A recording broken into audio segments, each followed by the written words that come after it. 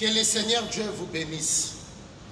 Na lingi na yebisa mwana nzambe moko oya kopesa nga matoi. Bisika nyonso boza partout dans le monde. Oyebi eza na biloko mibale bapekisaka mutu na vite. Ezali koseka na kolela. Koseka bapekisaka ngo mutu te. Bapekisaka mutu seka te, baboyisaka pe mutu alela te. Même ici, Bible lobi, au jour du bonheur, sois heureux, mais au jour du malheur, réfléchis. Oyebi na lingi na beta sete na batu moko baso yokanga. Avant critiquer mutu, avant juger mutu, avant kosela mutu likambo, soit ta ya ko réfléchir ya ko mona koza plus que saint. Mais soza plus que saint, te ko juger mutu te, ko katela mutu etumbu te. Tala omoni likambo yoza mutu oki kolongola ngo azate.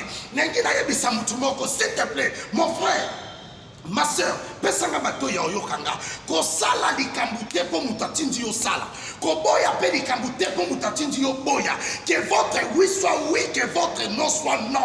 Oyetinda kayo sala sala soki ozalaka na ide koza mwasa mokonzi oyebaka ke vino ko resi oyebaka ke vino ko kende musika kangama na bato nyonso baza na vision moko na yo o nyonso baza vision moko na yo te pendana.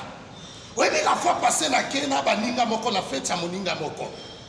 Nataka baninga babenginga libanda babi oh pourquoi mutu na ya dépenser mbongo ebele pour na fête. Mais fête na ye eswebino wapi. Ndeni yoyo kelaka mutu mutu ya mabe ata na parfait na ye.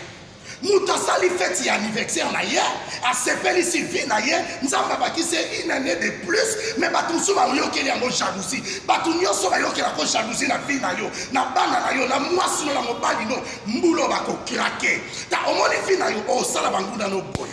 Bazo tonga yo zo kende liboso, ba o critiquer zo kende liboso, ba o loba no ba zo kende liboso, c'est votre humble serviteur.